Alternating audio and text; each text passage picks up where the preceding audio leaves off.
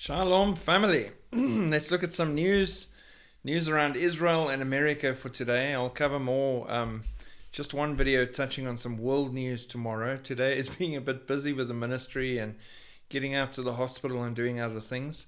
We're also just focused on doing as much as we can, so hence me splitting the news up between today and tomorrow.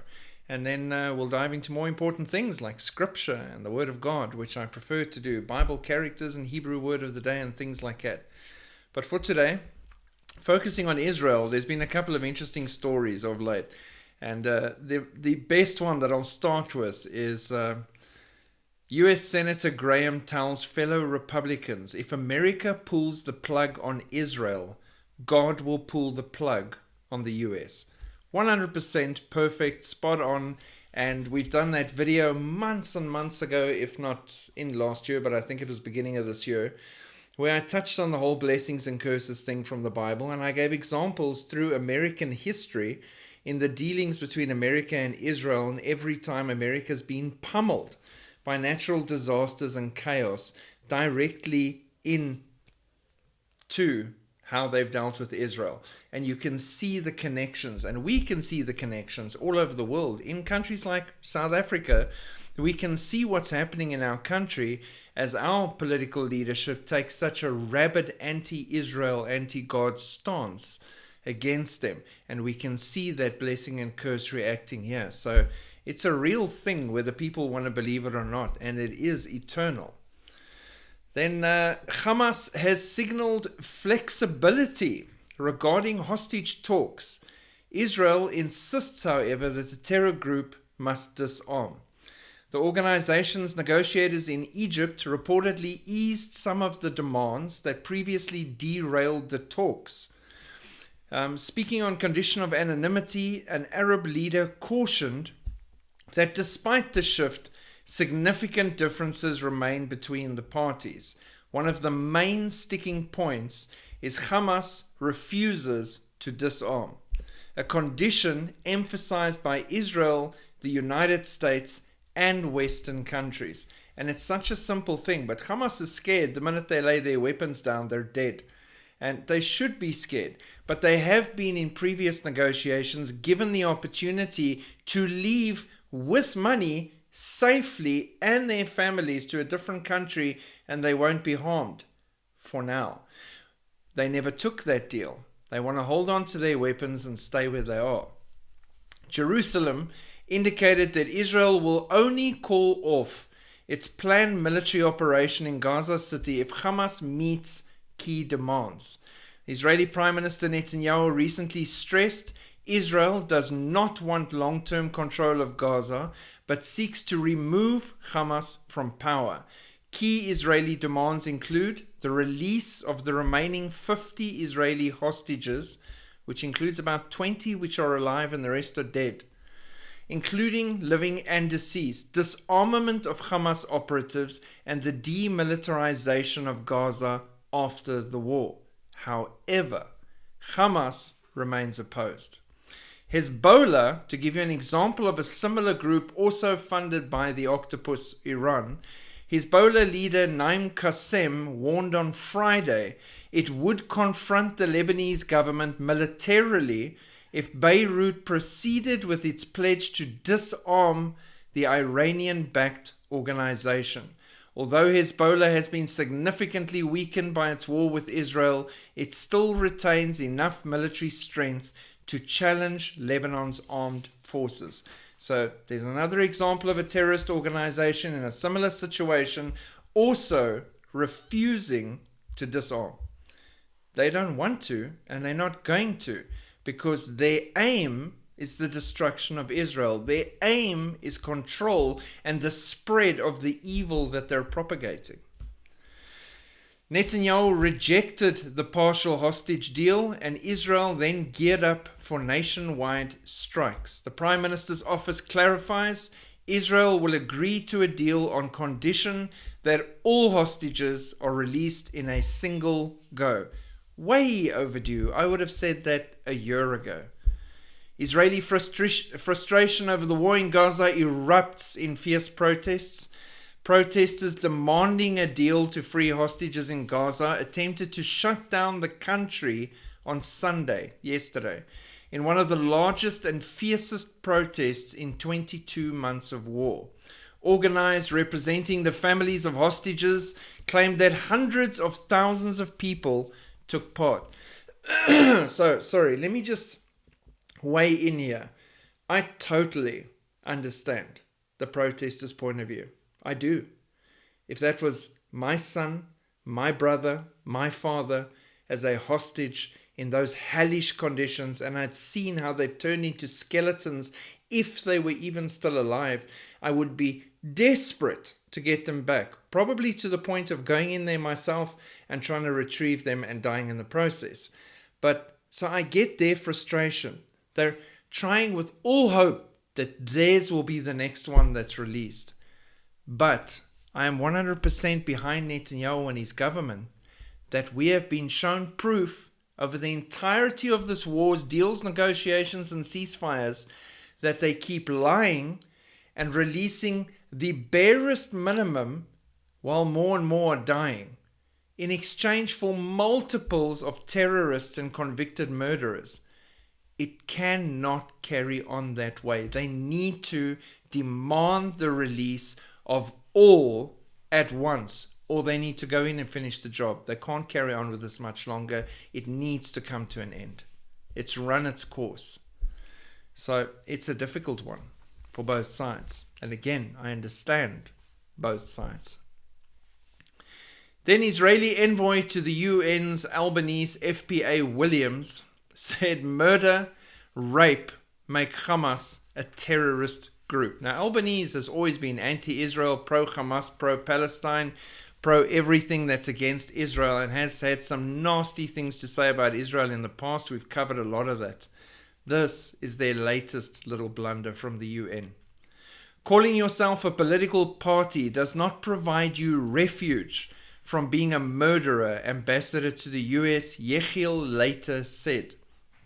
Hamas is first and foremost a group of murderers, Israeli ambassador said on Saturday, speaking in response to international figures' recent characterization of the terrorist group as a political party. Now, I watched this video of Francesca Albanese, not a fan, and the way she poses it and puts this across in her argument is brilliantly done, really scripted well by Lucifer. But they are the elected government officials. The people chose them. What are you trying to do? Just painting them as terrorists? They are just the government, the people in power. Stop referring to them as terrorists. United Nations, United Nitwits. Francesca Albanese, the UN Special Reporter for Palestinian Rights, and Ian Williams, President of the Foreign Press Association, New York, both excused Hamas by considering it a legitimate political party. Later said in a recorded, the fact that Hamas couches themselves in terms of politics doesn't excuse them, doesn't let them off. It means they must be defeated, like their predecessors, like the Khmer Rouge in Cambodia, like Stalin in the Soviet Union, like the Arrow Cross in Hungary, like the Ustasa in Croatia. The ambassador said they are all political parties, but they're murderous political parties, and they have to be defeated, like the Nazis had to be defeated. They too, Francesca, were elected by the people, the Israeli officials said on X. But Hamas, she said, I don't think people have any idea what Hamas is. We've got a very good idea. The UN official said in Italian, Hamas is a political force that won the elections, whether we like it or not. Hamas built schools, public facilities, hospitals. It was simply the authority, the de facto authority. So again, not surprised at Francesca. This is who she is. Shame, poor thing, needs Jesus. But brilliant comeback from the Israeli position, and good references to show past historical experiences of dictators and evil people that were chosen by the people. De facto leaders in government that had to be stopped. These rapists/murderers need to be stopped as well. They need to be disarmed and removed so that the people there have a chance at a normal life. Then moving into America, more National Guard soldiers head to DC and prepare to carry weapons. The troops are heading to DC, preparing to carry weapons in the coming days, according to officials. A major shift that comes days after Trump said he was deploying them to take back the Capitol from what he described as violent criminals. Defense officials previously said the 800 Guard soldiers deployed wouldn't be armed. Late Friday, some Guard members deployed to Washington were told to expect an order to carry weapons. According to people familiar with the planning, as of Saturday morning, no formal order had been given. A White House official said that while additional Guard troops will be called to DC and may be armed, they aren't making arrests at this time yet. Last night, the Guard soldiers conducted roving patrols on foot and in vehicles around the National Mall, according to officials. Now, why am I reading this and why am I touching on this? It's a sore point in America from where I'm sitting. And obviously the Democrats are on this like a rash and a hot plate. So it's interesting. And you can argue the good points, yes, trying to fix the Capitol, take it back from crime and criminals and whatever. What I see, though, as a watchman and a prophecy person, I see the setup for getting people used to seeing the military in your streets with their weapons and their vehicles and their deployment all around you. Don't worry, they're not here to stress you out if you're a law-abiding citizen. You're okay. They're actually here to look after you. And that control mechanism will be so perfect for the New World Order. People will think twice about standing against it, talking against it, doing anything wrong, because look at all these troops around us for our protection. That's all I'm saying. Trump faces White House ambush ahead of his Zelensky meeting. That was today. European leaders have revealed they will join Zelensky when he meets Donald Trump for peace talks at the White House today. Sir Keir Starmer, European Commissioner President Ursula von der Leyen, German Chancellor Friedrich Merz, and France's Emmanuel Macron will travel to Washington. Other European leaders confirming that they are going include Finnish President Alexander Stubb, Italian PM Giorgia Meloni, and NATO Secretary General Mark Rutte. And they're all coming with Zelensky. He's bringing his squad to back him up, because last time he was in there, he was like a naughty boy in a schoolroom office getting it handed to him. So this time he's bringing the gang, right? Trump bringing him to the White House in a Putin land swap pact, which stuns Europe. The president announced in the early hours of Saturday the high-stakes summit with the Russian despot has been a success, although no ceasefire. Trump signaled that he and Putin discussed potential land swaps and security guarantees for Ukraine, a proposal that has left Europe reeling, as analysts branded a deeply disturbing and clear 1-0 for Putin. Hence all of these Europeans on their way with Zelensky to this meeting today. Instead of a ceasefire, Trump said Putin and Zelensky will move directly to a lasting peace deal, and that Ukraine's president will meet him at the White House today.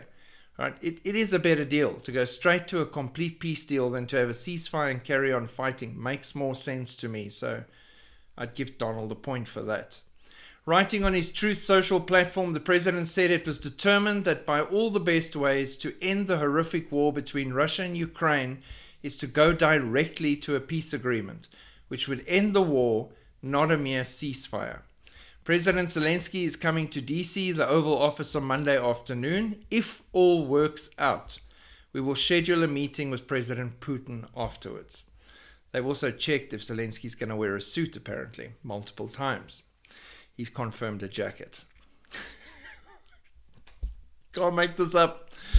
Trump reportedly proposed an agreement that would see Ukraine, now I think this is a good deal, offered NATO-like protection similar to those laid out to member states under Article 5. As one of the security guarantees for Ukraine, the American side proposed a non-NATO Article 5 type guarantee supposedly agreed with Putin. Another source with knowledge confirmed the NATO-like guarantees had been discussed. The source added, no one knows how this would work and why Putin would agree to it if he's categorically against NATO and against effective guarantees of Ukraine's sovereignty. Details of the alleged proposal emerged Saturday after Trump hailed his meeting with Putin as great and very successful. I can understand why Putin would agree to this. Putin's against NATO membership because he doesn't want NATO troops and weaponry and missiles in Ukraine on the ground on his border. By NATO receiving Article 5 type guarantee protection from NATO, Ukraine, they're getting semi what they wanted, but they're not a NATO member, so technically troops and everything can't be on the ground in Ukraine, which then speaks to what Putin's demanding for security reasons for his country. So that does make sense to me. But as Trump said, the meeting with Putin was great, very great, the greatest. So successful, more successful than any other meeting. Like when we ceased the whole war when I became president. No, sorry. Like the next time. So that happened. And then he says, I think we're really close to a deal. Ukraine has to agree to it. Maybe they'll say no. So he's suspecting pushback, and he should, since the guy's bringing his whole bro squad and Ursula. But Trump's comments left Europeans reeling, with some political analysts branding the proposal as deeply disturbing and a clear win for Putin.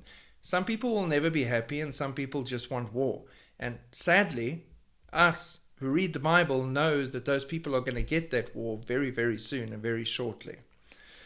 Now, the meeting that's planned today, and already busy from my timeline, but yeah, all the European leaders went with to support Zelensky.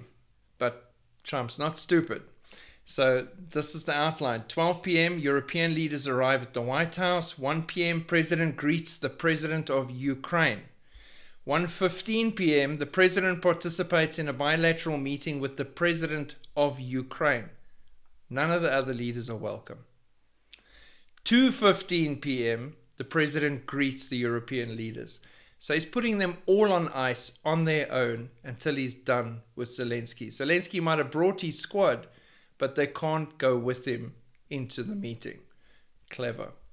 2:30 p.m., President participates in a family photo with European leaders, blah, blah, blah.